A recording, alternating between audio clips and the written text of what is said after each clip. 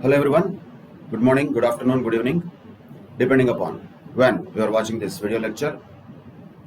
In the earlier sessions related to the discussion on consolidated financial statements, we have understood what are all the financial statements to be consolidated, how a simple process of consolidation can be there, and various steps in the consolidation, very particularly computation of goodwill or cost of control and minority interest, and splitting the profits into pre-acquisition and post-acquisition. Also, most importantly, the dividend that is received from subsidiary, how it has to be treated if that dividend is declared out of pre-acquisition profits or post-acquisition profits, and if at all there are any revaluation of assets, how to deal with that, and if there are any intergroup transactions, how to eliminate them or how to eliminate the unrealized profit from the inventories that are still lying at the consolidation date. Now let us enter into the real examination level problem solving of this chapter, consolidated financial statements. And as I told already, the most important of all will be naturally the preparation of consolidated balance sheet. So let us start with the problem solving of consolidated balance sheet. As usual, certain steps have to be followed in solving any problem, but let us be practical. The problems generally here related to consolidation are lengthy. They will take some time. So you need to be reading them quickly, comprehending them quickly, and then answer to be given to those problems also has to be done relatively quickly. So that speed will not come in one day. It has to be practiced and practiced again and again. Then only you will be able to almost comfortably just solve the questions without much of additional effort during the real examination. So yes, understanding of the treatment is one part. Application of that treatment in the problem solving is another part. And the most important thing in this chapter, particularly solving of problems, will be the speed with which we solve these questions. So that also has to be taken care of with rigorous practice. For that, we can adopt a stepwise approach. We can have a simpler approach of how we can solve these problems of consolidation. Let us start with the problem which is there already in the essay material. Read the problem carefully, and as I told already, certain facts have to be identified very clearly. What are those three facts? One is who is holding company, who is subsidiary company. Second is what is the date of acquisition of shares and what is the date of consolidation. Third is what is the percentage of shareholding of holding company in the subsidiary company. These three facts have to be observed perfectly. Preferably they should be written first before even starting to answer the question. So these are the observations which we have to do while reading the question itself. But to solve the problem, we need the data that has to be available in the question. So let us read this question carefully.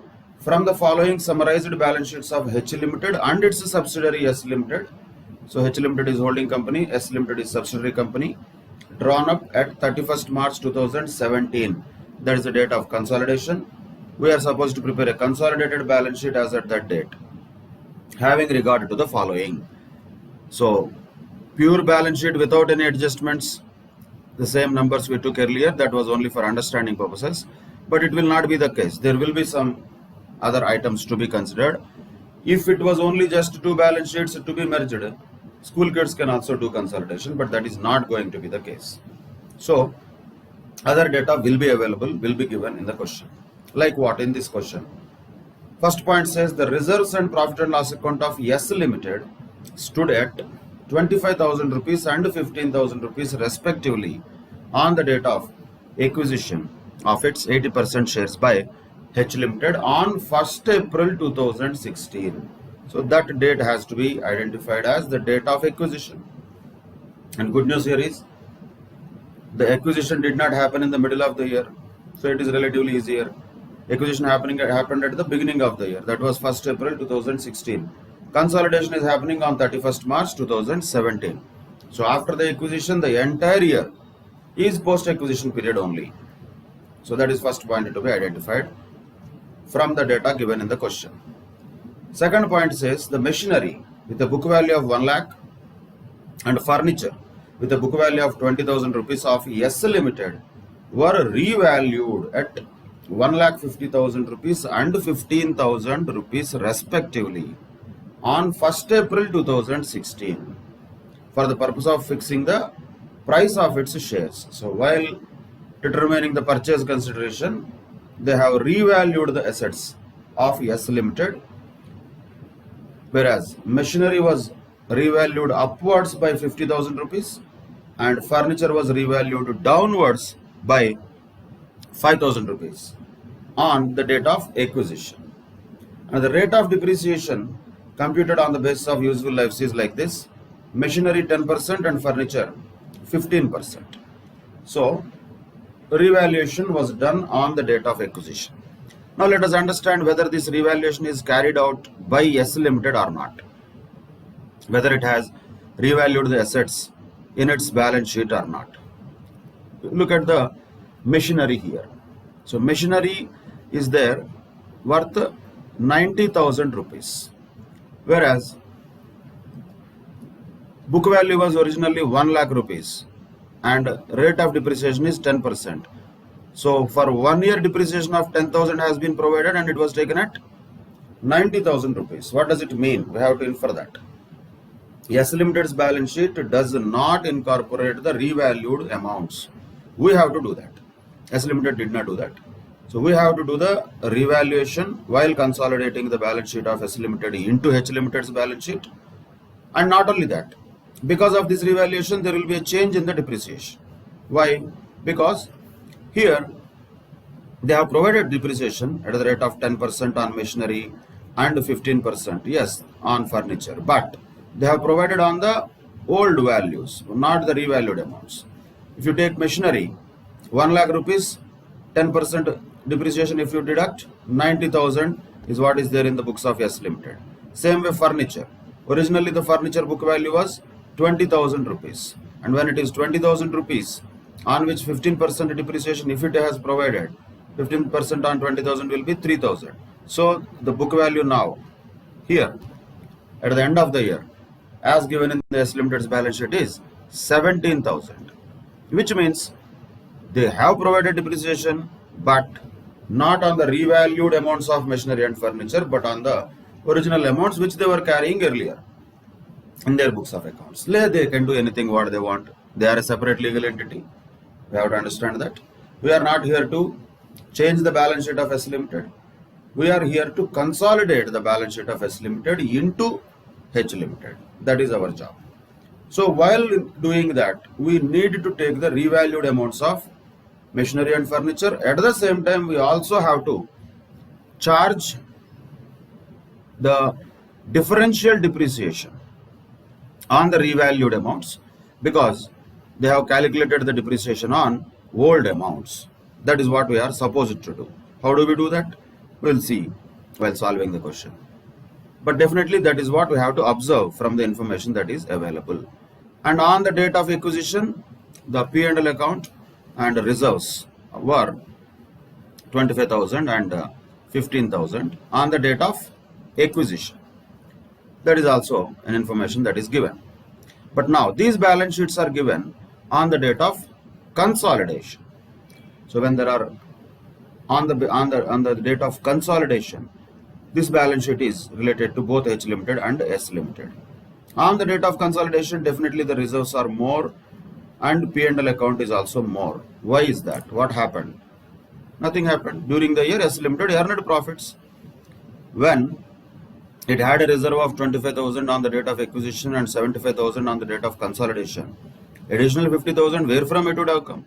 It would have come from P&L account only, which means that is a profit that is earned during the year. And once again, what kind of profit that would be? Is it a revenue profit or a capital profit? Because in this case, the date of acquisition is at the beginning of the year, entire additional amount that has added to the reserves and P&L account will be considered as revenue profits only. So that is one thing we have to observe. And as we discussed earlier, the investments which are there on the H Limited's assets side should be cancelled, they should be nullified, and this also will get cancelled. But of course there is difference. That difference is what we have to compute as goodwill or capital reserve. So one by one we have to look at the balance sheet, and then we have to consolidate the balance sheet of S Limited into H Limited's balance sheet. So this is the problem. Typically, sir, in this there are two additional points given. There can be 3, 4, 5, 6, whatever it is. That will change. But the process of consolidation will not change. That will be more or less the same. So when any problem like this is given, first thing first, what we are supposed to do is to prepare a blank balance sheet, that is consolidated balance sheet with Schedule 3 format. And I keep on telling you this, everybody should be able to draw a Schedule 3 format blindfolded also. So anytime, just like that Schedule 3 format is asked, we should be able to tell the names, what are all there within that Schedule 3 format immediately. There should not be even a blink of an eye or a second to be taken to think about what will come after this. No, that much perfection is required in the Schedule 3 format. So first thing first, what we should do in the examination is, definitely what we are talking about is consolidated balance sheet. Consolidated balance sheet as at which date we wanted to prepare on 31st March 2017. 31st March 2017. That's it. So that is the heading you will put definitely. Particulars amount as usual, and you should remember this Schedule 3 format, equity and liabilities, shareholders funds, within that share capital reserves and surplus. But here in the consolidated balance sheet, one new item will come, that is minority interest. Normally it will not be there in normal balance sheets. This is one thing you have to definitely you have to incorporate it, because 99% of the cases there will be minority interest. If there is no minority interest, as we discussed earlier, there is nothing to consolidate much. So minority interest will be there. So by default, while preparing the format of the Schedule 3, you first have to also include minority interest after the shareholders funds, before the non-current liabilities. So that is preferably the second item. Then non-current liabilities may have anything. We don't know what there will be, but just let us write whatever are standard normally available. Then current liabilities, total of liabilities side. Then assets will include naturally the non-current assets. Within that, we have to use this word only. Property, plant and equipment, not fixed assets anymore. AS10 has changed, so the name has changed also. Property, plant and equipment. Within that, tangible assets and intangible assets. If there are any other non-current assets, that also will be written. Current assets include inventories, trade receivables, cash and cash equivalents, and other current assets total. Naturally, the totals of all this should be matching. Now, there will be another practical problem in this consolidation process. Normally, when we look at the real life balance sheets and real life financial statements, notes to accounts will form part of the balance sheet. Like we have to give a note related to share capital, let us say. We have to mention these many shares of this much face value. That has to be mentioned. That is not a problem. Here also it can be mentioned. But for others, notes to accounts are there which are part of the financial statements, technically speaking. And then for calculation purposes, computational purposes, we need to have working notes. And unfortunately, the time available in the examinations will never permit us to have a fantastic notes to accounts also and working notes also. That will be given in the solutions in the essay material, because they will prepare them and they don't have any time limit while preparing them. But in the examination, we have time limit. So the practical solution for that is balance sheet format. You will write very quickly, less than 1.5 to 2 minutes. Balance sheet format has to be written, and notes to accounts and working notes we will not differentiate. So what I would say is, say notes, whether it is notes to accounts or working notes, let them decide. We don't care. notes, that's all. Which notes? Whatever notes. That itself is notes to accounts also, that itself is working notes also. We don't have that much luxury of preparing them separately, as it will be shown in the suggested answers. That practical difficulty we have to overcome. So notes to accounts also, which notes will be guaranteed, sir? In consolidation, of course, if you have time, you can write all this share capital and all. I don't think that will be really practical. That much time will not be available. So what notes definitely are important? See, one way we are supposed to do calculations and really finding out various items and the presentation as per real life financial statements, both are not possible. So let us restrict that presentation to balance sheet. Forget about notes to accounts. We will just calculate each and every item as working notes. But don't write working notes, don't write notes to accounts. Just say notes. That's all. And which notes will be definitely there? Two are guaranteed in this. Two are guaranteed. What are those? One is minority interest, for sure, will be there. Second is cost of control, which is nothing but goodwill or capital reserve. These two notes you can definitely start with blanks, with sufficient space. If any other note is required, we will definitely open that and do accordingly. So this is how presentation of consolidated balance sheet should start with. Schedule 3 format first, blank format. Then leaving sufficient space, two notes to be written for minority interest and cost of control. These two are guaranteed. We have to do them. If anything else required, we will do later after these two. But leave sufficient space. Don't make them clumsy. So all those presentation issues you have to sort out by practicing only. So how much space I should leave? I will not tell you 2 centimeters, 4 centimeters. You have to practice whatever according to your handwriting, how you will write, that you have to practice and find out yourselves. Key, how much space you have to leave for each note. Sufficient space is what you have to leave for two notes definitely. One is minority interest and second one is cost of control. Now, let us start the process. This is the balance sheets. We have the information. We will come to information and all the additional things later. First thing first, without a blink, without even a second thought, what we have to do is, we need to first take this 6 lakhs rupees, which is the equity share capital of H Limited, to the consolidated balance sheet. There will not be any second thought on that. Directly, first and foremost step is that. So how much will be the share capital in the consolidated balance sheet? Automatically 6 lakhs. Done.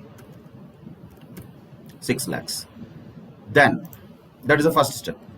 Then you look at the items where there are no adjustments. Machinery, asset side, if you see, machinery, furniture has some adjustments, so we cannot directly take them. There are other non-current assets. See, when there are other non-current assets and there is no adjustment as far as the problem is concerned, these two can be definitely also taken directly to the consolidated balance sheet. Now let us take, what is the total of those two? 440 plus 150 means 5 lakhs 90,000, no adjustment. And where are they? Other non-current assets. How much was that once again? 5 lakhs 90,000. Done. 5 lakhs 90,000 other non-current assets. Directly we can take them. Then if there are no adjustments, once again you can take the other side here, because there is no adjustment given particularly. This trade payables and trade payables of both the companies can be also taken, because no adjustment is given particularly. So those can be just consolidated straightforward. 150 plus 57, that will be 2 lakhs 7,000. That will go to where? Current liabilities, trade payables, under which, how much was the amount? 2 lakhs 7,000. Done. And every time you have to make sure the items in the balance sheet are somewhere coming into the consolidated balance sheet. 6 lakhs is gone, 440 and 150 gone, 150, 57 gone. Okay. Remaining things definitely require some adjustment. Yes, we will do them. Then, immediately after this, what we can do is, we can take this out also because this is the cost of acquisition of shares in subsidiary. That is 1,60,000. But can we take it to the balance sheet? No, we will not take it to balance sheet. Where we can take it? That is where we can take it to the cost of control, under which you will write cost of acquisition first of all. Cost of acquisition of the shares. How much was that? That is the reality which is there in the balance sheet. So 1,60,000. Yes, we have taken that also out of these balance sheets. But somewhere, ultimately every item in the notes also will go to balance sheet only, no? But some items will directly go to consolidated balance sheets, some items will go to working notes. So 1,60,000 is also gone. Now what else are there? Asset side, machinery, furniture is there. Liability side, equity share capital of S Limited, reserves, profit and loss account, these are all there. Now let us take one by one each of these items separately. Let us say the equity share capital of S Limited, that is 1 lakh. Okay, fine. We have to take it out now? Yes, we have to. But where to take it out? 1 lakh rupees is the equity share capital of S Limited on 31st March 2017, and nothing was given about 1st April 2016. So naturally the share capital would have been same. Profits will increase during the year. Share capital will not increase just like that without any issue of shares. So how much would have been the share capital on 31st or 1st April of 2016, the date of acquisition? Same 1 lakh. But will this entire 1 lakh belong to us, H Limited? No. How much belongs to us? Only 80% belongs to us. So let us take 80% of the share in the equity share capital here below the cost of acquisition. Because all that what we are trying to do here by adding up many of these things is we are finding out the value of equity and share of a holding company in the equity of subsidiary company on the date of acquisition. In that, what will be that? Definitely 80,000 is our share. That is the share in equity share capital of this 1 lakh. So same 1 lakh, what we have taken out. Out of that 1 lakh, something came here as 80,000 and something goes to minority interest. They have also a share of 20,000. Okay. So understand this. When we are talking about all these items, share in the equity share capital, reserves, P&L, anything, all of them are reduced from the cost of acquisition and there is a goodwill. It's not 80,000, it will emerge as we type in all the data. But the point is, we are reducing from the cost of acquisition. So that we have to keep in mind. Cost of acquisition, 1,60,000 was on the debit side, that is asset side. This was asset, that means debit balance. 80,000 and 20,000 were on the liability side, that means credit balance. Are we doing the correct thing? Back of the mind we have to check. Yes, definitely, because we are reducing from debit means credit. Minority interest anyway is credit, so that is also credit. So 1 lakh credit balance, we took it at 2 different places. That is done. Now, the remaining things are what? Reserves, profit and loss account, and then machinery, furniture related adjustment. So when it comes to the reserves and profit and loss account, definitely we have to distinguish between pre-acquisition and post-acquisition. How much is the pre-acquisition reserves and profit and loss account? That is given already. So yes, there are reserves of 75,000 and 25,000 now, but there is a pre-acquisition and post-acquisition classification here. So let us just take, for understanding purposes, reserves, and then let us also take P&L account.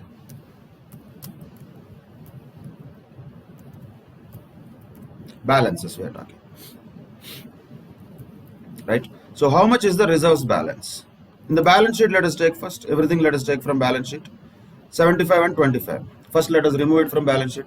That will take us some burden. So reserves in the balance sheet are how much? Okay sir, 75,000. We just are taking out, that's all. How to deal with that, we'll have to check later. So 25,000 is the P&L account balance. We took it out from the balance sheet. Of course, naturally, both are credit balances.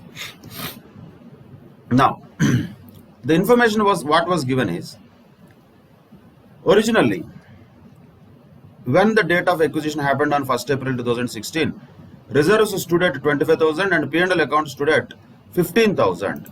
That was mentioned there. So first of all, let us take out that reserves on the date of acquisition. 25,000 reserves, 15,000 P&L account. So let us take them out. In the sense, 25,000, 15,000, let us reduce from this amount. Reduce does not mean we have to just stop here. We have to do something else. In this 25,000, who has how much? In this 25,000, here the holding company has 80% and the minorities will have 20%. So what is the 20% on 25,000? That is 5,000. So naturally, the holding company will get 20,000 share in the pre-acquisition reserves. So this is 20,000 and 5,000, and that's what is done here. Both are credit only once again. So reduction from the credit means debit, and we have created it other side. Though it is not a transaction, only to check the balance. So that's what happened. 25,000 is distributed to holding company and minorities. Done. Same way 15,000 can also be done. What is the share in P&L account balance? Already we are talking. Already share in the P&L account how much? 15,000 into 20% will be here. 15,000 into 20% will be 3,000. So naturally here for the holding company it will be 12,000. So 3,000 plus 12,000, 15,000. Both of them are pre-acquisition profits. So that is why they have to be adjusted while calculating goodwill or capital reserve. Pre-acquisition they are. Post-acquisition is different. Post-acquisition anyway will be added to the P&L account of holding company, its share, and minority interest will be added to minorities. But pre-acquisition definitely has also holding company share and minority share. That's what we had split, this 25,000 and 15,000. That is one thing which is done related to. It's only an adjustment. We have not taken anything great there. We just did the treatment for these two things. That's all. These two things are now adjusted. Now,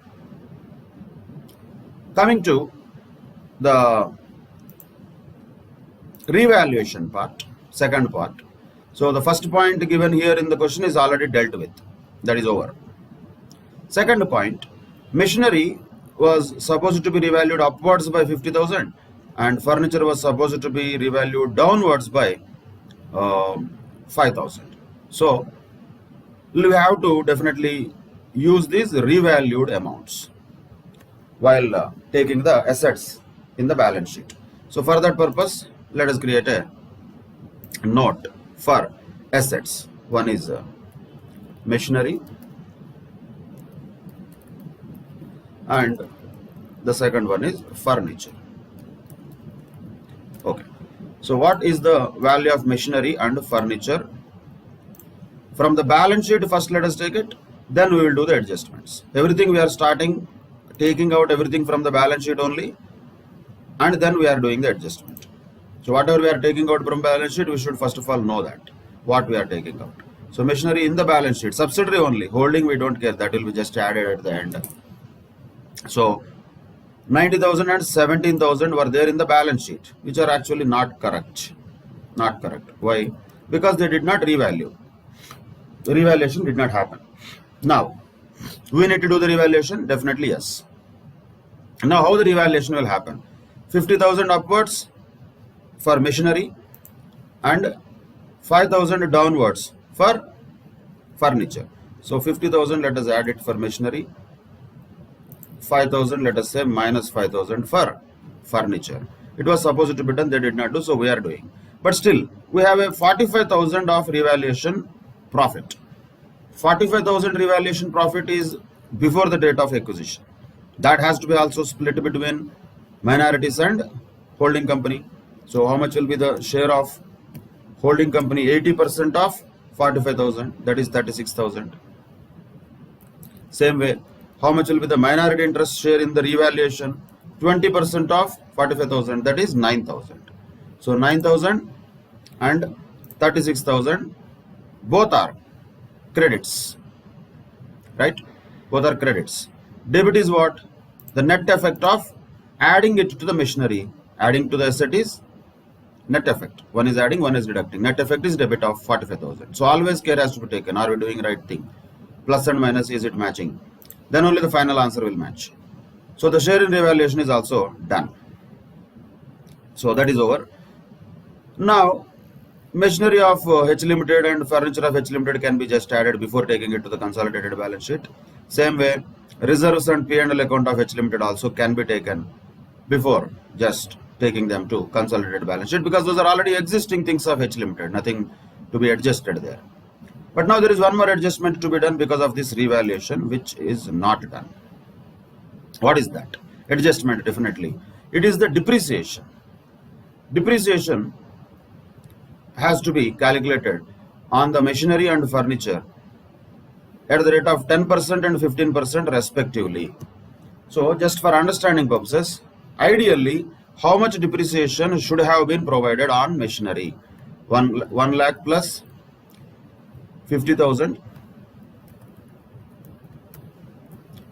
1 lakh originally plus 50,000 revalued, right? On that, ideally, how much depreciation should have been provided? 10% should have been provided, means 15,000 should have been provided. But how much they provided? They provided only 10,000. That is why the machinery is 90,000 now from 1 lakh. So 10,000 they provided. How much they should have provided is 15,000. So how much additional depreciation now we should provide? 5,000. That is the adjustment here. So additional depreciation means the depreciation on the revalued additional amount that was not provided. Now we have to provide it. 5,000 is depreciation to be provided. That is minus. Minus means here credit. Machinery is normally debit balance. Minus means credit. Means we have to do somewhere debit. Where debit? Debit can be done by reducing it from the P&L account. Why? Because depreciation has to be reduced from the profits, no? So P&L account balance can be reduced by 5,000 rupees. So this is where the adjustment can be done once again. So 5,000 reduced here, reduced from debit means credit, reduced from credit means debit. So both are correct. That is one adjustment. Another adjustment is about furniture. Furniture also, just for understanding how much originally the furniture book value was 20,000, but revalued amount was 15,000. Sorry, so 15,000. So 5,000 should have been reduced. And that they should have provided 15%. That means 2250. But how much they have provided? They provided 3,000. Means they already provided a excess depreciation of 750. When they provided already excess depreciation of 750, we have to add to the value of furniture. Already 750 was excess depreciation provided. That means the value of furniture is already low. So add 750 here, and naturally when you add 750 here, you will add 752 P&L also. Why? Same logic. Profit will be increased by 750 now, and asset value also will be increased by 750. Asset side 750 increase, liability side P&L account also 750 increase. That is what is both debit and credit satisfied. So that is one adjustment we have also done. So revaluation done, depreciation on the revalued amounts also completed. Now we can just take the post acquisition profits also, and in that how much is the minority's share. Let us take that. See, reserves originally were 75,000 and 25,000 already we have transferred. That was pre-acquisition. So how much is post-acquisition profit in this? That is 50,000. Now let us distribute this 50,000. So that is one thing. 50,000 will go to how much? To the minorities. 20% of that will go to minorities. So into 20%, that will be 10,000 to minorities naturally, 40,000 to the holding company. That is one thing. Second, other revenue reserves means P&L account. 25,000 was there in the balance sheet. About of that 15,000 was related to pre-acquisition. That already we have done the adjustment, and after doing these adjustments, finally the profit and loss account balance is 5750. Once again, how much will be the minority interest? 1150. And how much will be the share of holding company? 4,600. So in the minorities interest, there is 11,150. That is also to be taken. That is the share in revenue profits. That is what? 10,000 plus 1150. That is the minority interest. So what is the total of minority interest here? Once we total all this, 48,150. So what we have taken out of the balance sheet, we are taking that only once again back into the balance sheet, but through different routes. So this minority interest is gone to here. This minority interest 1150 also gone to here. Same in this 11,150. But the question comes definitely about the holding company share. Holding company share is how much in the reserves? 40,000. And P&L account how much it is? 4,600. But already it has its own reserves and P&L account. No? So definitely they have to be added now. 2 lakhs and 1 lakh. What is the total of reserves and surplus? 2 lakhs plus 1 lakh, 3 lakhs. 3 lakhs plus 40,000, 3 lakh 40,000 plus 4,600. So that can be directly taken to the balance sheet. So what are the reserves and surplus? Let us take 3 lakhs plus what we have already here. 40,000 plus 4,600. That is 3,44,600. Now sir, how much is minority interest? 48,150, which we already calculated. And no long-term liabilities are there, but trade payables are already there. Then property, plant and equipment, how much? That also we have a note. How much? I think we need to total them. So what is the property, plant and equipment here? For machinery, what is the value? 1,35,000 total. And for furniture, total is 12,750. So add all of them. Plus, don't forget, holding company itself has machinery and furniture. So 3 lakhs machinery from holding company, 1,50,000 from holding company for furniture. So 4,50,000 is already there. So 4,50,000 is already there as a property, plant and equipment. Plus, we have these two things which we already have. One is machinery of subsidiary and second one is furniture of subsidiary company, that is property, plant and equipment. Ideally it should be in the tangible assets. Intangible assets are what? Goodwill. We have goodwill or capital reserve. We have got goodwill here. So goodwill is 12,000 intangible asset and nothing.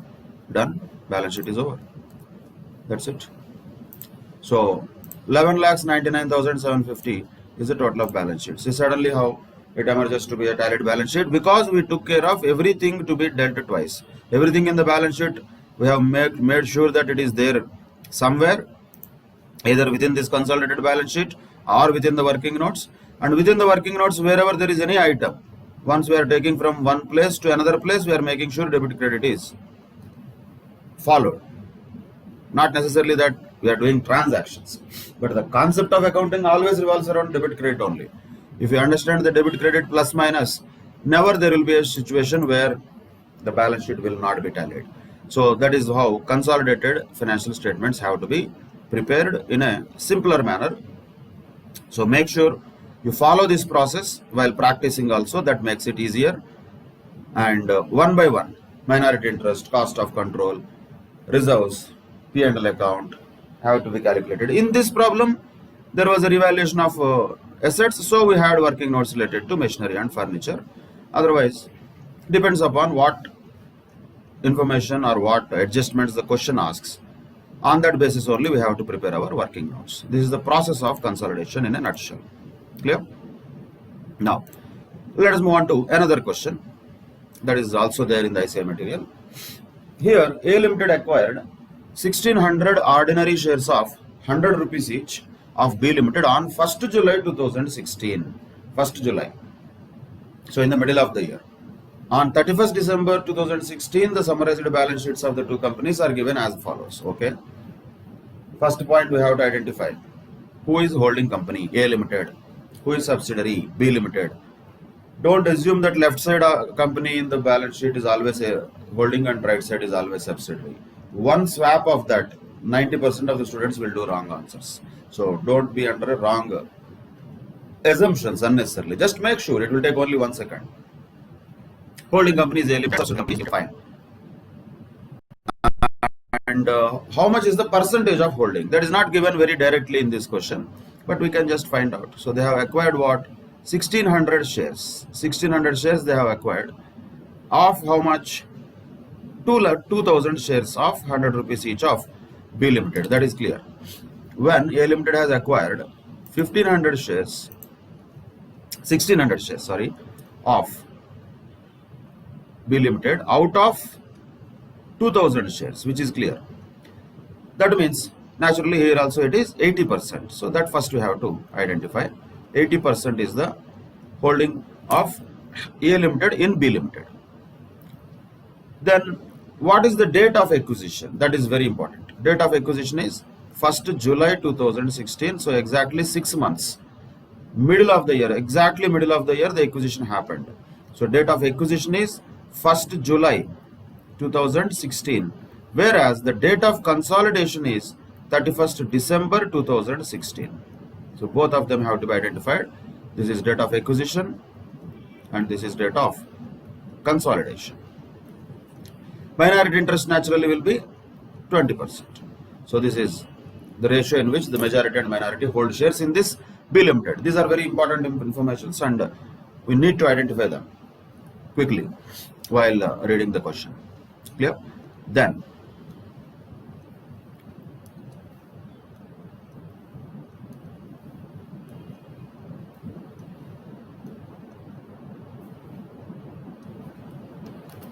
let's move on to the balance sheet. Balance sheet is given, quickly go through that. Asset side, land and buildings, plant and machinery. Investments in B Limited at cost are given, that is 3,40,000, which should be eliminated of course. Inventory is given, trade receivables is also given, yes, and cash is also given. This is a balance sheet, asset side, both balance sheets. Liability side, capital naturally is there, reserves are there, P&L account balance are there, bank overdraft is there only for A Limited. That doesn't matter to us, directly it will go to the consolidated balance sheet.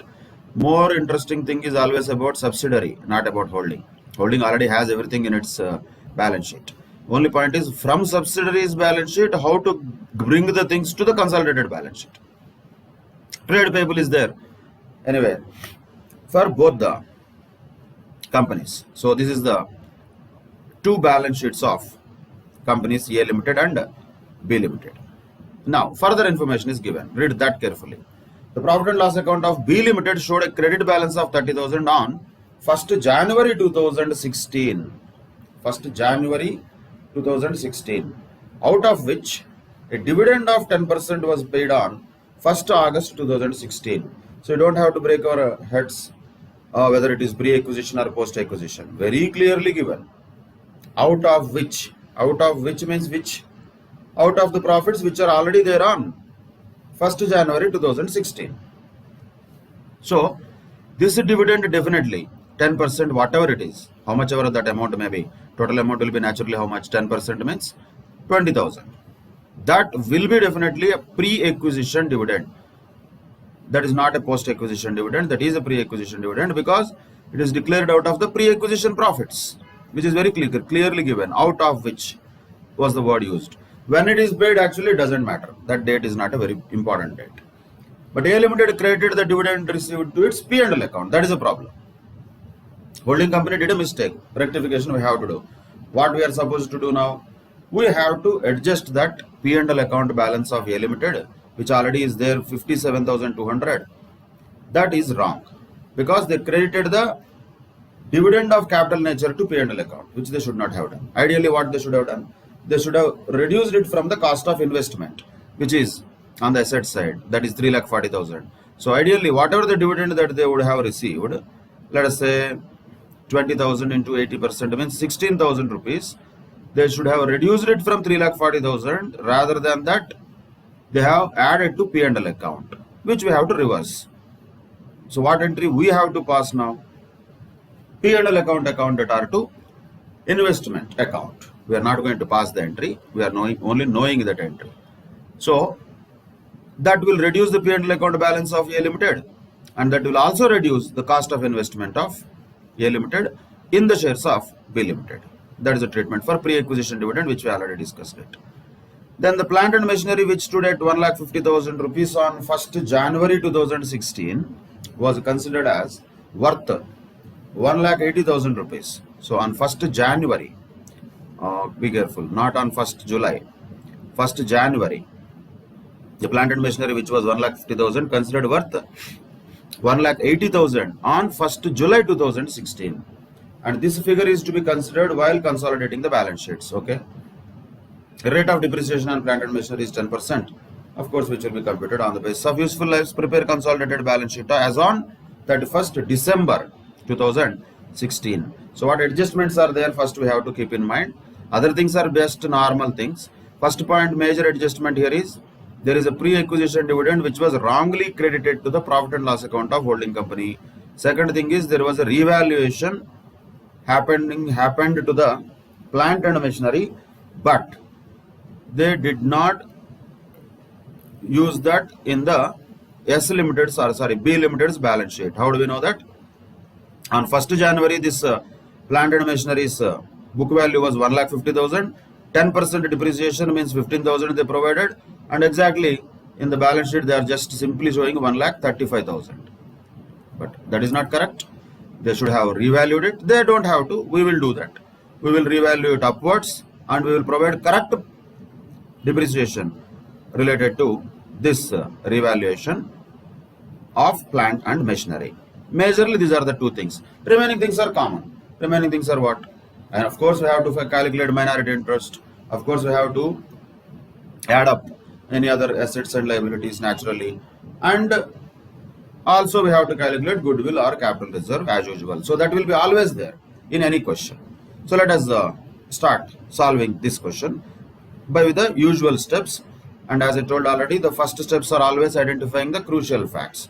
Who is holding company? A Limited. Who is subsidiary company? B Limited. Write it on paper.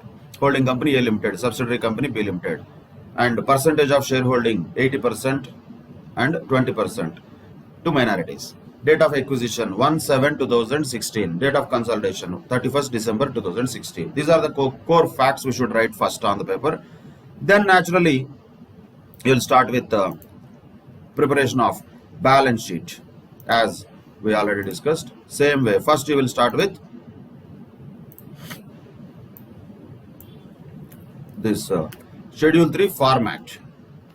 So Schedule 3 format will have to be first written. And what is the date? Date we have to change it, 31st December 2016. Consolidated balance sheet as on 31st December 2016. That's it. That is the heading you will put. Format, of course, you know everything same. Equity and liabilities, shareholders funds, minority interest should be there, non-current liabilities, current liabilities, same format, any number of questions. And majorly the main working notes will also be same, that is minority interest and cost of control. Any other working notes required, we will do according to the problem. These two are guaranteed. Minority interest and cost of control are guaranteed. Any others we don't know, that we have to see according to the problem that is given to us. So one by one, as usual, what our job is to take out the numbers from balance sheets and put them somewhere. Either they will go to the balance sheet, consolidated balance sheet, or they will go to working notes. From there, in turn, they will come to the consolidated balance sheet. That will be our ultimate objective as usual. So let us take these things one by one.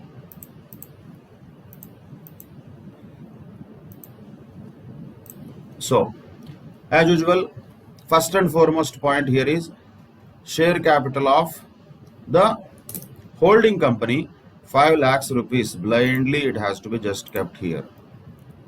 5 lakhs rupees. Done. That is the share capital of holding company. First step. You don't have to think twice also. That will definitely go directly there. And wherever there are no adjustments required, those things can be directly taken to the consolidated balance sheet. Where there are no adjustments, looks like there are no much adjustments here other than plant and machinery, and P&L account reserves of course will always have adjustment. That's all. I think nothing much adjustments are there about other assets. So simply most of the assets we can directly take. So let us take them first one by one. So land and buildings, you can take 150 and 180. That will be how much? Add it here under the tangible assets, 150,000, 180,000. Of course the other amounts will also come, 150,000 and 180,000, 3,30,000. So that is done. Plant and machinery, there is adjustment, so we have to do investments, of course, has to be eliminated. We cannot do anything there. Other things also you can just directly copy paste. So 120, 36,400. Put it here under current assets, inventories. How much is that? 120,000 and 36,400. So 120,000 plus 36,400 is inventories. Done. Then 59,800 and 90,000. Sorry, 40,000. 59,800 plus 40,000 will be 99,800. That is what? Trade receivables, 99,800 directly. Then cash and cash equivalents. As far as cash is concerned, there will not be an adjustment because they would have debited cash correctly. Their only mistake in the journal entry was about the credit. So cash is also not a problem. We can take the cash and cash equivalents of how much? 22,500. 22,500 cash and cash equivalent. So whatever can be taken out of the balance sheet, take them first. Then think about the remaining. You don't and you cannot, nobody can print the answer. We have to do it step by step, patiently and scientifically. Reserves P&L account definitely will have always some kind of adjustment. So we cannot directly take them ever, not possible. But bank overdraft is there, trade payables are there. So you can take these things to the current liabilities.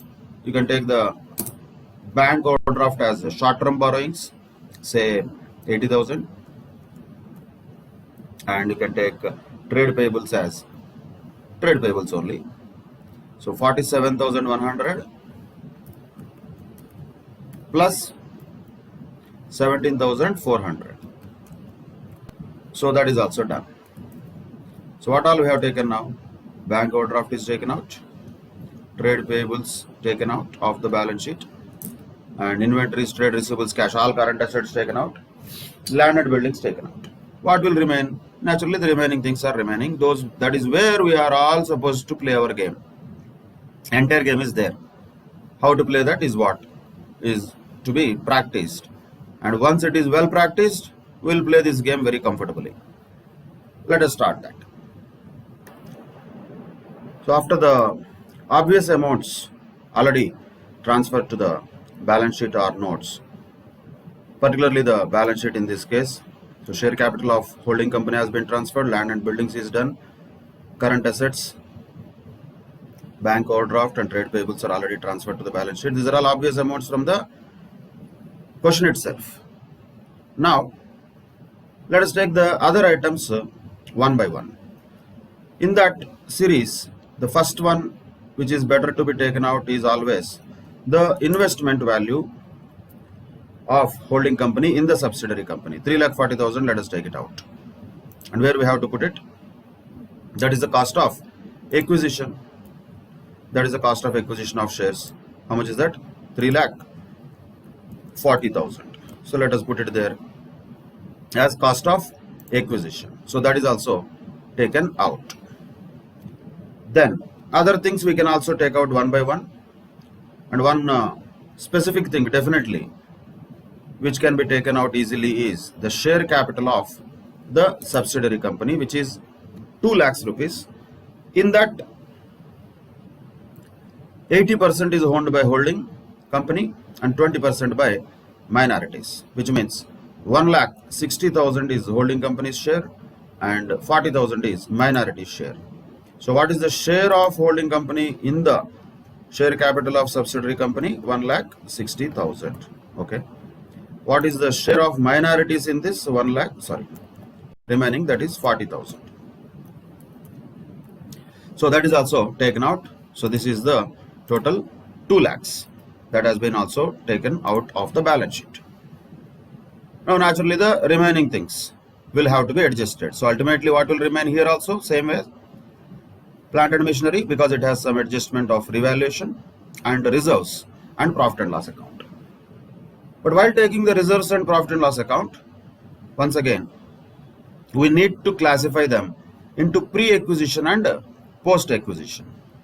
Look at the information that is given after the balance sheets. The profit and loss account of B Limited showed a credit balance of 30,000 rupees on 1st January 2016. But the date of acquisition was not 1st January, that was the 1st July. That is one point. And second point is, reserves of 1 lakh rupees, how much they were on the date of acquisition or prior to that, it is not given.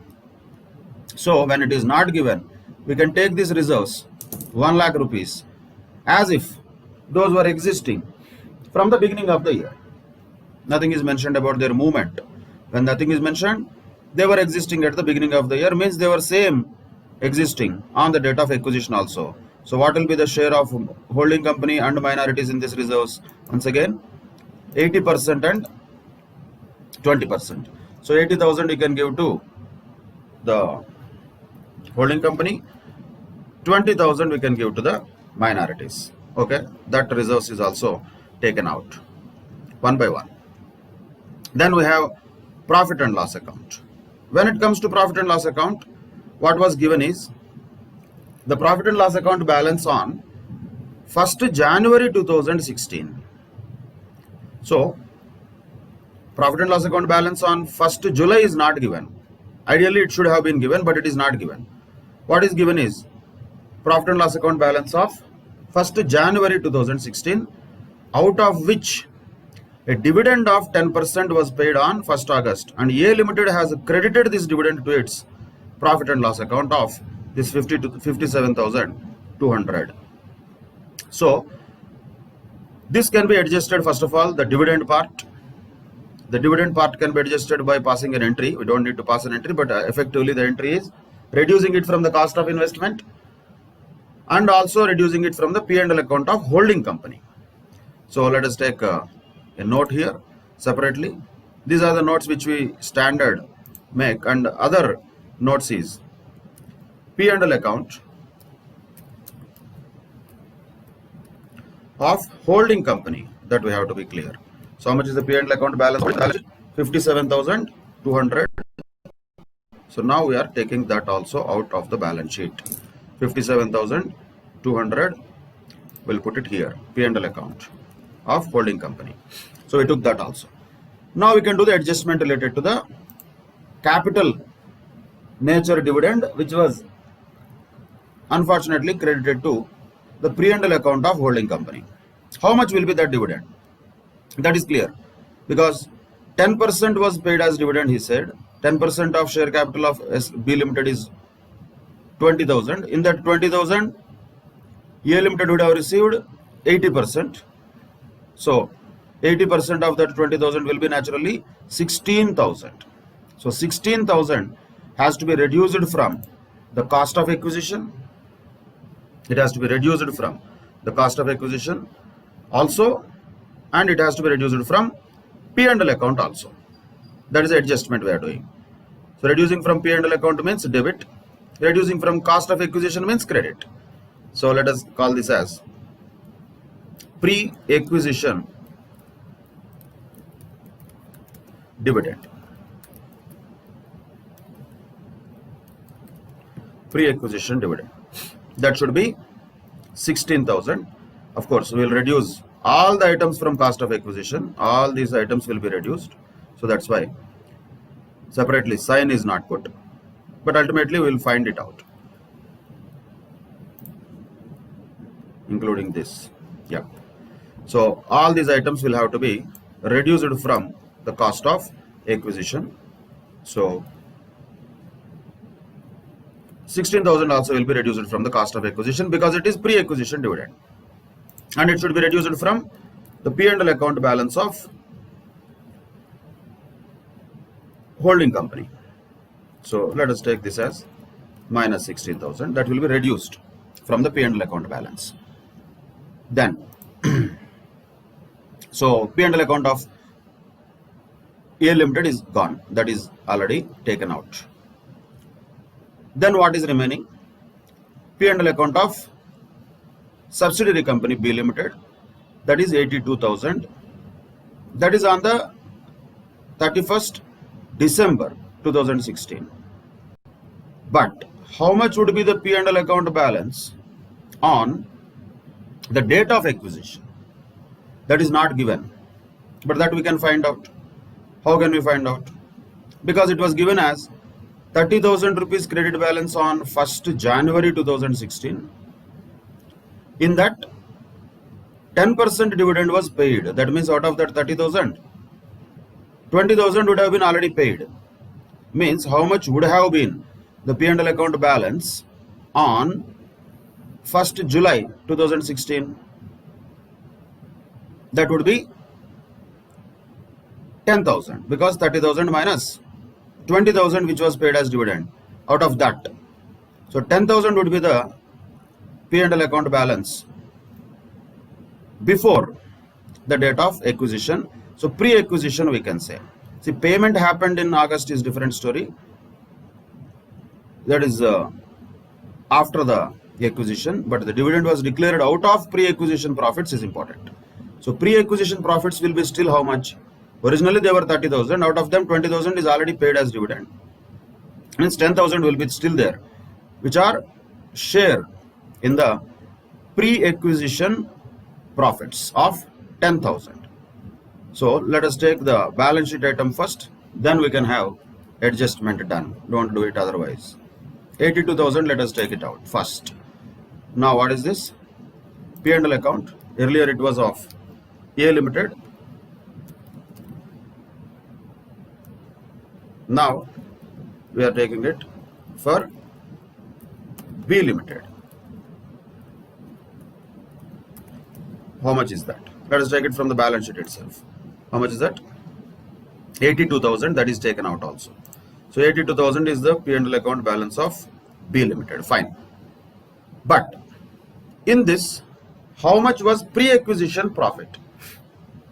That should not be, that should have been actually given directly, but it was not given directly. We have to find out how. On 1st January that would have been 30,000, and already 20,000 dividend was paid out of that. That means pre-acquisition would have been 10,000 definitely. So that is not related to this year. So 10,000 is reduced from this. Now this 10,000 has to be adjusted elsewhere, where definitely pre-acquisition profits share of holding company will be adjusted in the cost of control. So this 80% of 10,000 will be how much? 8,000, and 20% of 10,000 will be 2,000. That goes to minority interest. So 2,000 is added there, 8,000 is added there, 10,000 is deducted here. Always you have to check. P&L account originally credit balance. Negative, we are reducing it means we are debiting it. Here we are doing a credit, here we are doing a credit. So there is a debit of 10,000 and a credit of 10,000. Always make sure both aspects are dealt with after taking an amount out of the balance sheet. So 82,000 is taken out, and that particular item is adjusted pre-acquisition profits. Now, what else remains is the plant and machinery revaluation. Plant and machinery revaluation has to happen. What they have done, let us first observe that. See, originally the plant and machinery on the 1st January 2016 was 1,50,000. That was the book value of plant and machinery on 1st January 2016. Plant and machinery of A Limited is of no big importance. That will be just added in the end. But plant and machinery of B Limited is what we are talking. So 1,35,000, how they got? 1,50,000, 1st January, they provided depreciation at the rate of 10% for the whole year without considering any revaluation, without considering the adjustment for depreciation on the revalued amounts. So they just took 1,50,000 minus 10%, 1,35,000 in the balance sheet. That's what they did already. But the point is, how much should have been the revaluation, ideally speaking? So let us take the plant and machinery also out of the balance sheet so that we'll have adjustment that can be done on that. So plant and machinery of A Limited is directly to be taken 2,40,000. There is nothing special there. That is 2,40,000.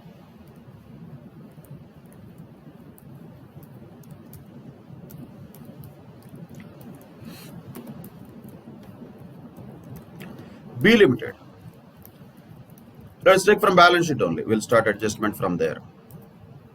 1,35,000. So that is there taken out of the balance sheet also. Now ready for adjustment. Almost everything is taken out of the balance sheet. Everything is now with us under our control so far. Now let us see. B Limited 1,35,000. Now we need to do the revaluation. Revaluation has to be also done carefully because in this question, he has mentioned that 1,50,000 was the book value on 1st January. It was considered as worth 1,80,000 on 1st July 2016. That is the point. 1,50,000 was the book value on 1st January. It was considered as worth 1,80,000 on 1st July 2016. So now, very important point to note and calculate here is 1,50,000 is okay on 1st January, but on 1st July, how much would have been the book value? It would not be 1,50,000 because 6 months has passed by. Depreciation would have been provided for 6 months. So how much will be depreciation for 6 months at the rate of 10%? That will be 7,500. That means 1,42,500 would have been the book value on 1st July. That has to be revalued upwards up to 1,80,000. So now the question comes, how much should be the revaluation? 1,42,500 to 1,80,000. What is the difference between those two? That will be the revaluation amount. 1,80,000 minus 1,42,500. That is 37,500. That is the revaluation amount. 37,500 is the revaluation amount upwards, that is. This is important calculation also because the book value is not given on the date of acquisition. It was given on the beginning of the year. Acquisition happened in the middle of the year. So in this period, 6 months depreciation would have already been provided. So 7,500. That means the book value on the date of acquisition should have been 142,500. Now that was revalued upwards by 37,500 so that it becomes 1,80,000. So the revaluation here is 37,500. So what we have to do? We have to add that 37,500 to the plant and machinery of B Limited. Yes, we have added that. That we can call it as revaluation upwards. Adding to a debit means debit. Now we have to do credit for it. Where that will be credited? Of course, there will be a share in this revaluation to the holding company also and subsidiary company also. That is the minority interest also. So what is the revaluation amount? We said 37,500. How much will be the share of holding company in this? In the revaluation, which is a pre-acquisition profit, which is of capital nature, 80%. So 30,000 is the share in revaluation of the plant and machinery. 37,500. In that, 80% goes to the holding company, and share in revaluation for minorities will be how much? 37,500 into 20% naturally. That comes to 7,500. That is the revaluation upwards related to the plant and machinery. Now, what else is remaining? Reserves of A Limited will anyway go directly, that is not a problem. And other things all we have taken out. Now, we need to provide the depreciation for this second half of the year, because depreciation for the first half would have been provided. However, the depreciation for the second half would not have been provided on the revalued amounts. It was provided only on the original amount. That also we should calculate and then adjust it with the profit and loss account balance of B. But before that, there is one more point to be noted here, which is the profit and loss account of B Limited, which originally had 82,000 at the end of the year, out of which 10,000 definitely was prior to the acquisition. But still, this 82,000 minus 10,000, that is 72,000, once again is related to the entire year. It is not related to only the post-acquisition period. It is related to the entire year. That is that 72,000 profit made by B Limited during the year, entire year. But is it completely pre-acquisition or post-acquisition? No, it is 50-50. So we have to definitely divide it also, particularly when it comes to the calculation of goodwill, because we need pre-acquisition profit and loss account. What we already calculated, that was only on the balance amount. So share in the P&L pre-acquisition also has to be calculated, because the profits of 72,000 are related to the entire year. Out of them, half are pre-acquisition profits. Half means 36,000. 36,000 in that entire amount is not them. There's, so how much will be the holding company share in that 36,000? 80% will be the share of holding company. So let us extend this. So what is the share of holding company in the pre-acquisition profits as we calculated, which is 72,000? That is 28,800. That is taken out. And what about remaining? We can do separately also, because for minority interest it doesn't matter pre-acquisition, post-acquisition. Straight away you can take for minorities how much is the entire share in this 72,000. Straight away we can take it. That is share in revenue profits you call it, or you can say the share in P&L separately and share in revenue profits separately. Either way it's okay. So share in P&L pre-acquisition. Okay, let us take separately for convenience. So how much is that? 36,000 into 20% goes to them. So 36,000 is gone there. So we have to take it out. 36,000 is gone. Right? So remaining is there, still 36,000. That will be post-acquisition profit. But however, post-acquisition profits need adjustment for depreciation. As far as pre-acquisition profits are concerned, because the P&L account balance of B Limited on the date of balance sheet is 82,000, out of which 10,000 was definitely already there before the acquisition, which we already split into minorities and holding as 2,000 and 8,000. 72,000 should be the profits made throughout the year.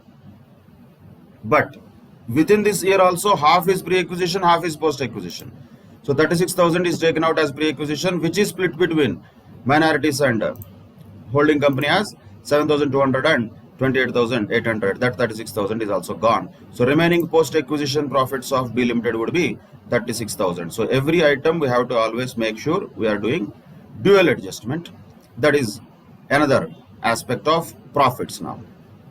Now once we have these profits which are post acquisition, they are also not correct. Why? Because there has to be a depreciation that should be provided on the additional amount also. So what was the depreciation that should have been provided, and what was the depreciation that has been actually provided, and how much should be the depreciation that should be additionally provided, that we have to calculate carefully. See, originally the value of the asset was originally on the beginning of the year 1,50,000, and depreciation of 7,500 was already provided for the first half. It became 142,500. Then they provided another depreciation.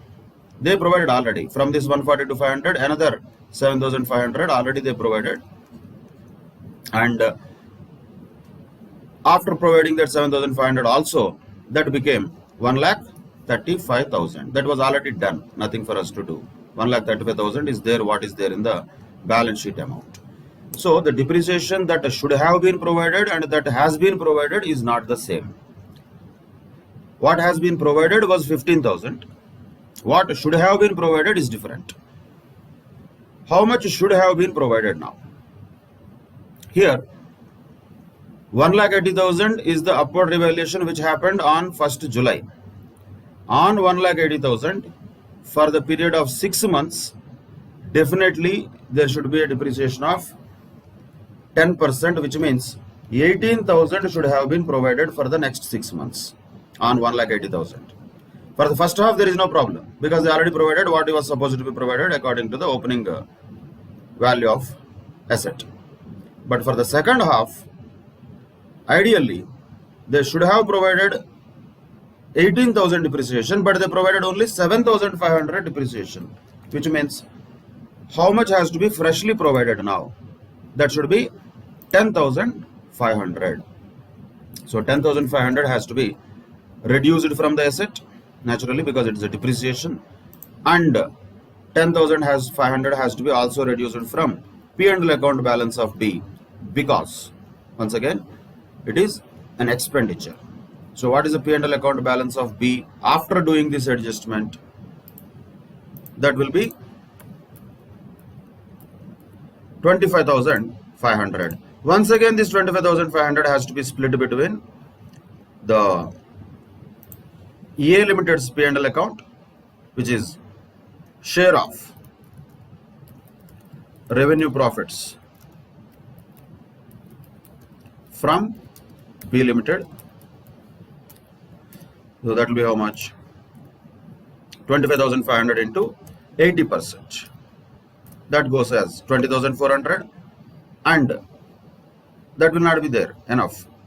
For the minorities also, in this 25,500 there will be a share of 20%. So that is about revenue profits of B Limited one by one. Originally 82,000, 10,000 were related to directly pre-acquisition, 72,000 were throughout the year, and 36,000 if we divide, pre-acquisition 36,000 is given to minorities and holding company pre-acquisition. Post-acquisition is 36,000. Later there is an adjustment of 10,500 for the additional depreciation that is supposed to be provided for the second half. First half depreciation was fine. Second half depreciation was supposed to be provided actually 18,000. Sorry. The 18,000 is for the whole year, no, for 6 months only. 1,80,000, 10%, that is per annum. No, it should be 9,000, but they have provided 7,500 for the second half. So how much should be the additional depreciation here?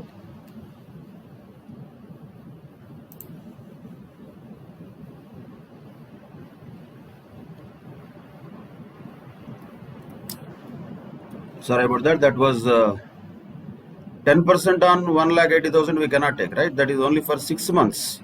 Means only 5% we have to take. That means 9,000 only was supposed to be provided. 7,500 already provided.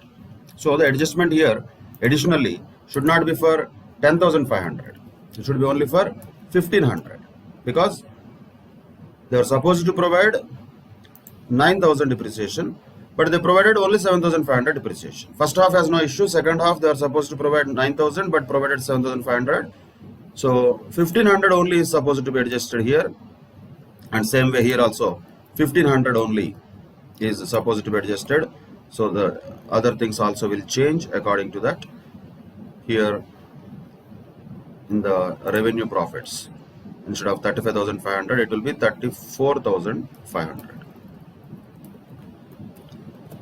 So that is the adjustment to be done, not 10,500, that is 1,500 only. Why? Because 18,000 we calculated for whole year, that is wrong. It has to be only for 6 months period. So for 6 months it is 9,000 only, but already when they provided 7,500, that should be 1,500 only additional depreciation, which is adjusted in two places, one in the asset, two in the P&L account. So this 34,500 is already split between A Limited and minority interest. You have to always check that. That is 34,500. So this is done.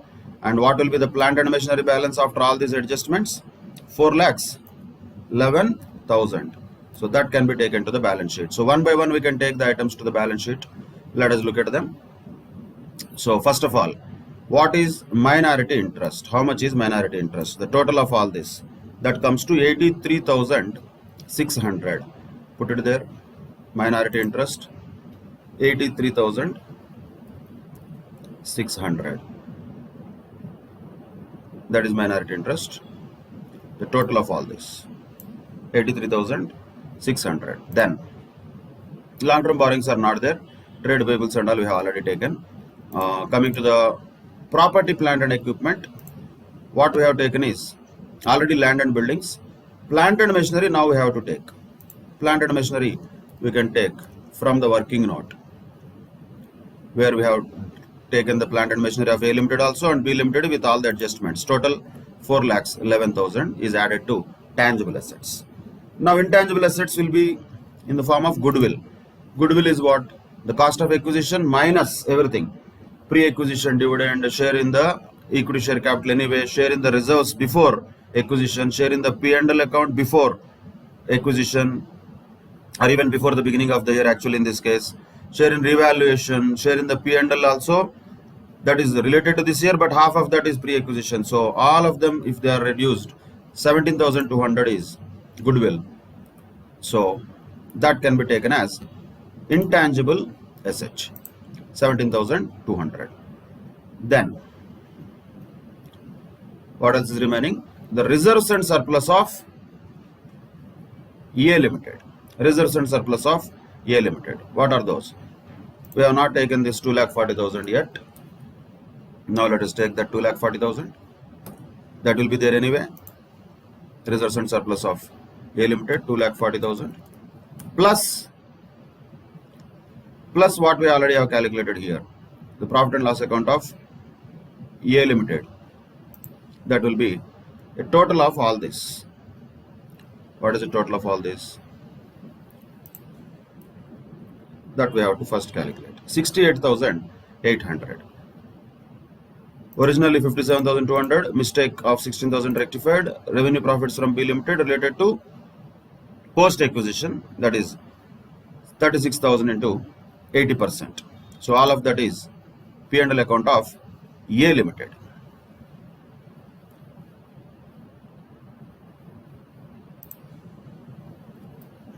Yeah, so that is 68,800. Everything else is done. Plant taken, P&L account of B Limited anyway is already given to A Limited also, some portion, and minorities also some portion. So ideally that should be yes, done. 10,36,900. That is the total of balance sheet. Should tally naturally. When we take every item out of the balance sheet carefully, and whenever we do the adjustment, we make sure that we are doing double adjustment, it should tally. Of course, if we had taken a wrong adjustment of 10,500 also, it should have tallied, but that would have been a wrong answer, because depreciation for the second half has to be provided only 5%, because first half is already over. So that care has to be taken about timelines and all. So end of the day, after all these calculations, the total of balance sheet is 10,36,900 rupees. Like this, the consolidation has to happen, and in a similar way, we have to proceed and solve and practice many more questions. Let us continue with one more question. So the summarized balance sheet of X Limited and its subsidiary Y Limited is given on 31st March 2017. And who is the holding company? Look at asset side of the balance sheet. X Limited has 450 lakhs equity shares of Y Limited purchased on 1st April 2016. So the date of acquisition is at the beginning of the year. That is good news. There is no need to worry about middle of the year splitting and all. But whole year is post acquisition. That is first point. So 1st April 2016 was the date of acquisition. So all these are important facts. 1st April 2016 was date of acquisition. And naturally, X Limited is holding company and Y Limited is subsidiary company. Then the question comes percentage. Percentage, how do we look at it? This is exactly the where people look at and find out wrong percentage. You should not look at authorized capital. You should look at issued and subscribed capital. How much was the issued and subscribed capital of the subsidiary? 6,000 lakhs, all rupees in lakhs. In that 450 lakhs were purchased. So of 10 rupees each, right? That means 4,500 divided by 6,000. How much will be the percentage share of X Limited in Y Limited? First we have to find that out. Sir, 75% and 25% to minorities is the ratio of X Limited is holding in Y Limited and minority is holding in Y Limited. That is first point to be noted. Then we need to also note who is a subsidiary and who is holding. X Limited is the holding company and Y Limited is the subsidiary company. That is clear. And date of acquisition is also a point to be noted. That is 1st April 2016. Date of consolidation is 31st March 2017. So these are the things which are clear, right? So let us take the items one by one as we do in the other questions to the consolidated balance sheet one by one. So we have this consolidated balance sheet as on whatever the date that is.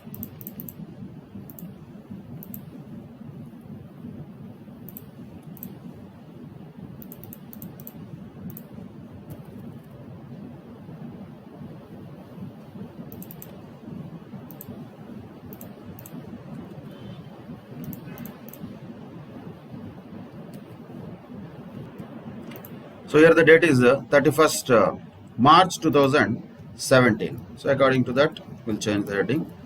31st March 2017. On that date, we are preparing the consolidated balance sheet. And as usual, step by step, we can take each of these items. First and foremost is for this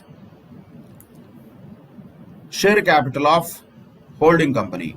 Okay, here there are two types of share capital, equity and preference. It doesn't matter. Ultimately, entire amount is the share capital of holding company only. Though you will write a note if time permits. The share capital will have to be taken. So what is the share capital of the holding company? That was 15,000 plus 4,000. 19,000 is the share capital of holding company. Then that is taken out already. Then look at the data available that is given after the balance sheet, which says 10% dividend on equity shares was declared by Y Limited on 31st March 2016, before even the acquisition. For the year ended that only, that means it is definitely pre-acquisition dividend, but credited to the P&L account by X Limited. So that is a mistake they have done. Pre-acquisition dividend is supposed to be treated as capital nature, but they treat it as revenue nature. So they have credited to the P&L account, which you have to rectify by reducing from investment cost and also reducing from the P&L account of X Limited. Then credit balance of the P&L account of Y Limited on that date was 650 lakhs. We have to use it for understanding how much is the post-acquisition profit. General reserve of Y Limited on the same date was 1450 lakhs.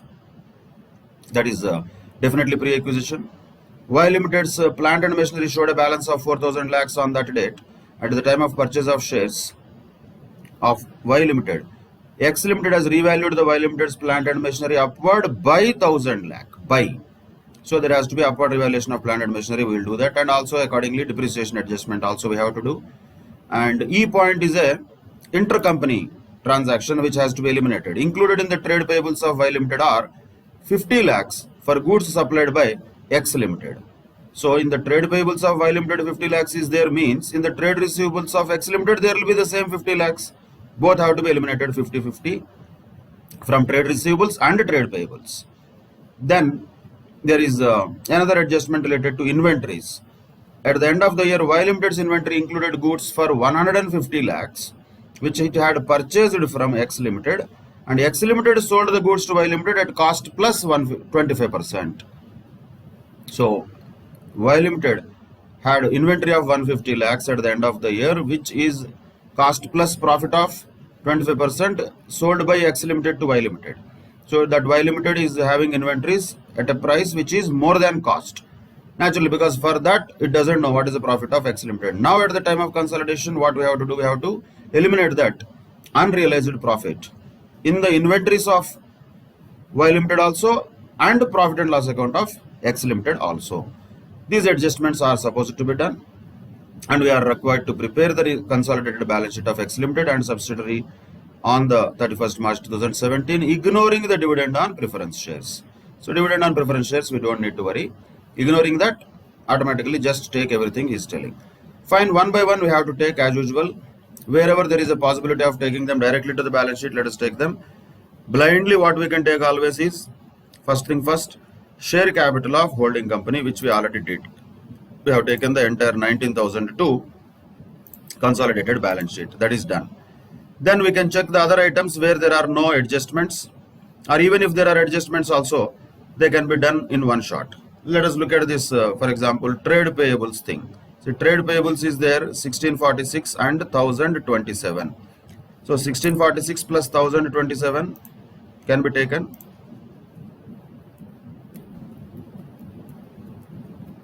Minus 50 can be also done immediately. Why minus 50? That has to be adjusted from both trade payables and trade receivables. That is 50 lakhs. To be adjusted both from trade payables also, trade receivables also. So 1646, 1027, 1646, 1027 minus 50. Adjustment is also done. So that is taken out. Same with trade receivables also, let us do it quickly. That can be done also easily. So trade receivables, trade receivables. Okay, first take the amounts. 3010, 1882. Trade receivables. 3010 plus 1882. Here also minus 50. So adjustments are done both in payables minus 50, receivables also minus 50. Done. Next, anything else which can be directly taken without any adjustment? I think cash and cash equivalents will not have any change in that. There is no adjustment required for that. So directly you can take that also. Whatever is possible to be taken, you can just take it. So 1174560. 1174 and 560. That is cash and cash equivalents done. Then inventory, there is an adjustment. We will definitely have to do that separately. And what other assets had adjustment? Plant and machinery had adjustment. Definitely that we have to do. But land and buildings, furniture and fittings do not have any adjustment. No? Those things we can take. So these all things we can directly take to tangible assets. Whatever is possible to be taken out, we can take it out first. So land and buildings 3550 1510. Tangible assets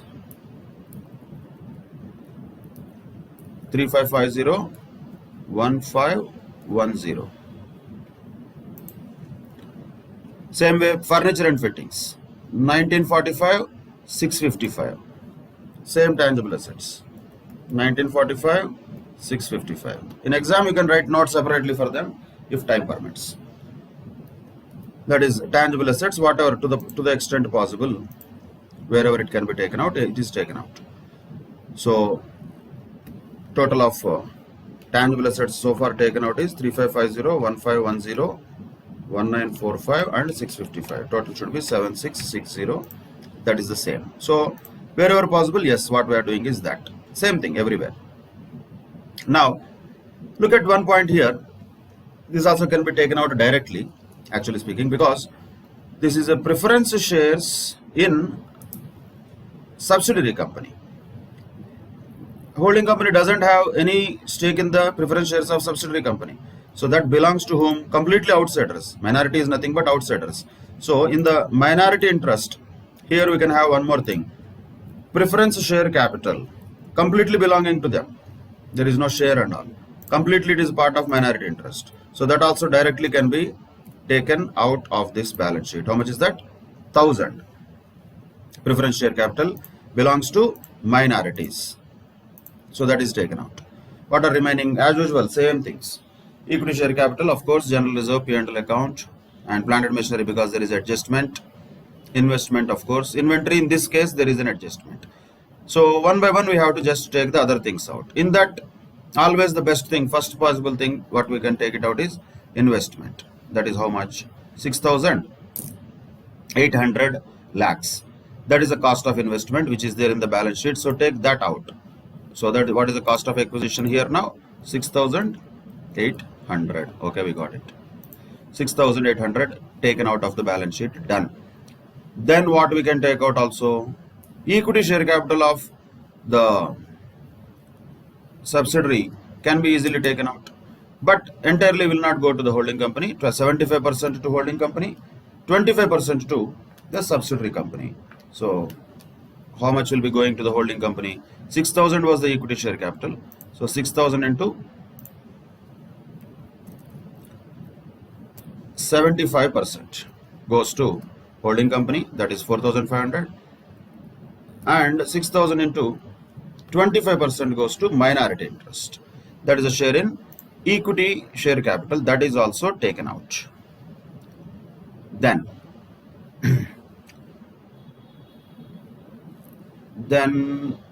yeah, we have to get into now pre-acquisition profits, how much it would be, how it has to be split between minorities and holding.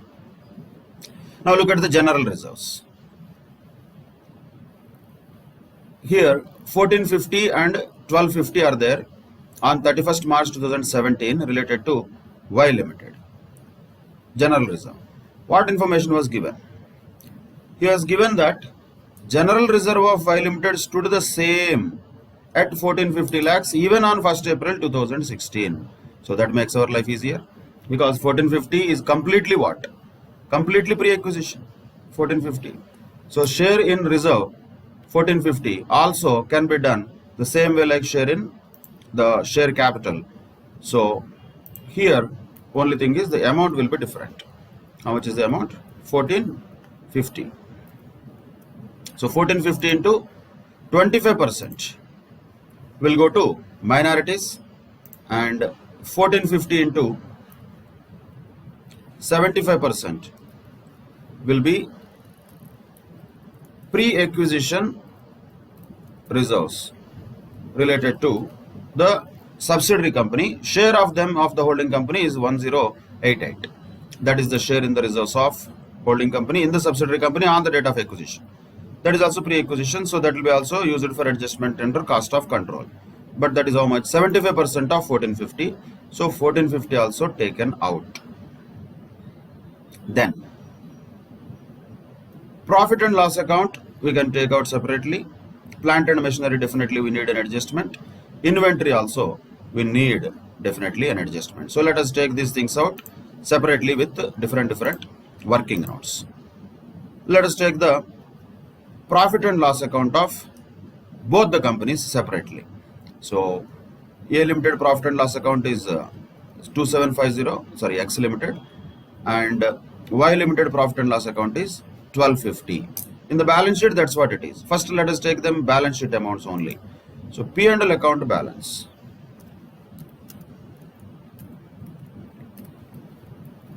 We are talking about X Limited. Same way, P&L account balance, leaving some space. Y Limited also let us take. How much are the amounts? One is 2750, second one is 1250. So 2750, 1250.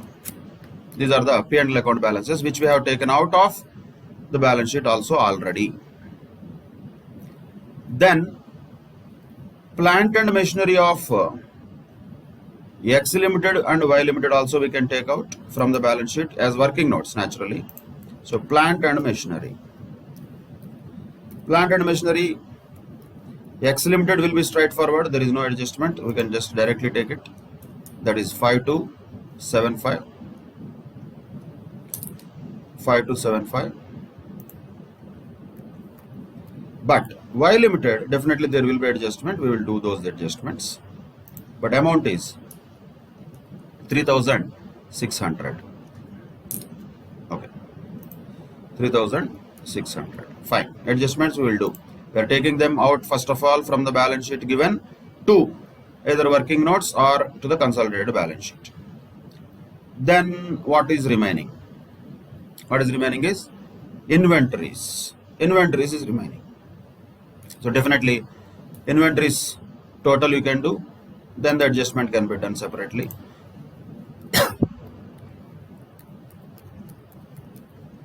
Inventories also, X and Y, how much are those? Take the amounts first. Inventories are how much? 4142 2520. 4142 2520 taken out of the balance sheets given. Everything is taken out. Everything rounded means taken out. Taken out except what? General reserves of the holding company 2500. Anyway, that will be there in the reserves and surplus. Definitely. There need not be any adjustment there. Directly it will be 2500 plus something else will be there. We will see what is that. So general reserves goes to the reserves and surplus of consolidated balance sheet. In the exam you can write it in the note also, no problem. Finally, after calculating everything, you can take it to the main answer. That is the best way. So everything in the balance sheet has been taken out and everything is in front of us. All that we need to do is adjustments now. That's it. Let us start one by one adjustments. First point says 10% dividend on equity shares was declared by Y Limited on 31st March 2016 for the year ended 31st March 2016 only, and X Limited credited the dividend received to its P&L account. So first of all, 10% dividend means how much? 10% dividend means 600 lakhs because equity share capital of Y Limited is 6000 lakhs. 10% means 600 lakhs. In that 600 lakhs, how much X Limited should have received? 75%. That means 450 lakhs would have been received by X Limited, but unfortunately it credited to P&L account rather than reducing it from the cost of investment. Now let us do the rectification. Who has done the mistake? X Limited has done the mistake. So what we have to do? We have to reduce it from its P&L account. Amount is 450. And also what we have to do here? It has to be reduced from the cost of acquisition. From the cost of acquisition. Let us call this as pre-acquisition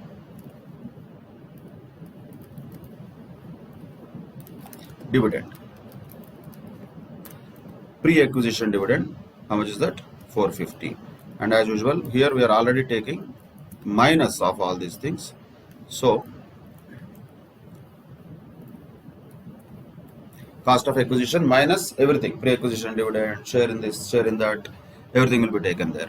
So 450 will be reduced from the cost of acquisition, and it is also reduced from the P&L account of X Limited. That is adjustment for first point done. Second point, the credit balance of P&L account on 1st April 2016 was 650 lakhs. So here actually we have to assume, is this 650 lakhs after the declaration of dividend of 600 lakhs or before the declaration of dividend of 600 lakhs? Either way it can be done. If you take two precise numbers, dividend was declared on 31st March and profit and loss account balance is given on 1st April, So you can say, no, the 650 would have been after the declaration of dividend only. That can be taken as an assumption. Or if you take it as if this 650 is before the declaration of dividend, that can be also taken. Let us consider it is not after the declaration of dividend, though just there is a 1 day difference.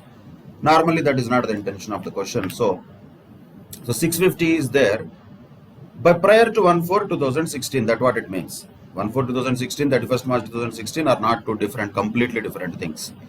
So 650 minus of 50 means minus of 600 means 50 lakhs should be the original amount of credit balance on the profit and loss account of Y Limited on that date. So that is definitely pre-acquisition, no doubt. How much is that? 50. How did we get this 50? 650 minus 600. No sir, I will take otherwise also, no problem. The amounts will be different. Balance sheet will tally ultimately. So here, if we consider this 650 as before declaration of dividend of 600 lakhs, then naturally this 50 will be the actual balance of P&L account before or at the time of acquisition. And in this 50, who has a share? Everybody has one. Here it will go to the calculation of cost of control, share in the profit and loss account, already in the balance. That will be how much? 75% of this 50.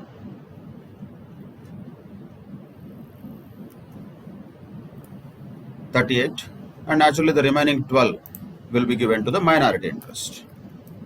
So that is 50 lakhs pre-acquisition profit, balance of P&L account we can say on the date of acquisition. Done. If 50 is the pre-acquisition profit, naturally post-acquisition will be how much then? That will be 1200. But in this case we don't need to split it and all. Why? Because ultimately the acquisition happened at the beginning of the year only, not in the middle of the year. So that is one thing which saves us some time in not having to split the profits again into pre-acquisition and post-acquisition. So pre-acquisition profit according to our calculation is only 50 lakhs. That's it. On the contrary, if you consider this as 650 after the declaration of dividend also, there is no problem. Then 650 itself will be the pre-acquisition profit. That will be split between the holding company and minority interest in the ratio of 75 and 25. Like that also it can be done, only amounts will be different. But balance sheet definitely, of course, will tally finally. So here 650 lakhs is the credit balance before the declaration of dividend is what we have assumed. So after declaration of 600 lakhs, naturally the balance is 50 lakhs that has been split between holding company and minority interest in the ratio of 75 and 25. Done. So are we doing all the adjustments also? We have to be making sure always track of that. So this is done. Adjustment for 450 lakhs, yes. And the 650 lakhs, actually 50 lakhs, that is done. General reserve is already taken. Now the adjustment for plant and machinery comes, that is point D. So plant and machinery has to be reevaluated upwards by 1000 lakhs, he says, by 1000 lakhs. Okay, that is easy. Because it is at the beginning of the year, there is no much problem. Plant and machinery has to be revalued upwards by 1000 lakhs. Okay, revalue upwards by 1000 lakhs, add it to the plant and machinery of Y. No problem. But this 1000 lakhs will go where? That will go to again 75% to holding company and 25% to minority interest. So 750 and 250. That is the share of revaluation profit of 1000 lakhs. That is done. Then trade payables 50 lakhs already we adjusted. That is also already done. Then there is one adjustment related to the unrealized profit of this 150 lakhs goods which are lying with whom we have to identify. They are lying with Y Limited, means who made profit? X Limited. X Limited makes profit, it is its own profit. That need not be split between its own and minority interest. But how much is that unrealized profit? That we have to also calculate first of all. when there is goods of 150 lakhs at the godown of Y Limited, those are already sold at cost plus 25. That means how much is the profit in that? 25. And what is the sale value or inventory? Invoice price is 125. So what is the profit element in this 150 lakhs? That is unrealized profit. So 150 into 25 by 125, which is nothing but 30 lakhs is the unrealized profit. So what to do with this 30 lakhs? 30 lakhs is first calculation. Then adjustment has to be done where? Adjustment has to be done in the inventories. First of all, reduce it from the inventories. Then reduce it from the profit and loss account of X. Why? Because it has made profit. X Limited has made profit. So reduce it from the profit and loss account of X, minus 30 there, minus 30 in inventories. So that adjustment is also done. So adjusted, trade payables, receivables adjusted, plant and machinery upwards revalued, general reserve, balance of profit and loss account, and dividend adjustment of 450, all done. Everything is done except one point we cannot forget, that depreciation on the revalued amount of the plant and machinery. Additional depreciation has to be provided. But how much is the depreciation provided? Percentage he has not given. We cannot say, no, I don't know how to find out. You have to find out. Plant and machinery was originally valued at the beginning of the year. How much? That was 4,000 lakhs. And what is the balance sheet value? 3,600 lakhs. That means what is the difference? 400 lakhs. That means what will be the percentage of depreciation? 10%. That you have to infer from the information. It is not given directly, unlike other questions. So 10% depreciation on additional revalued amount of 1,000 lakhs will be how much? 100 lakhs naturally. And since there is no need to split and all, here also easily we can reduce the plant and machinery value by 100 lakhs because it is depreciation. And once again we can reduce the profit of Y Limited by 100 lakhs because that is related to the depreciation of the assets of Y Limited. That's it. Reduction in P&L account, reduction in the asset. That is the treatment for depreciation. All adjustments done, looks like. Let us one by one close these items.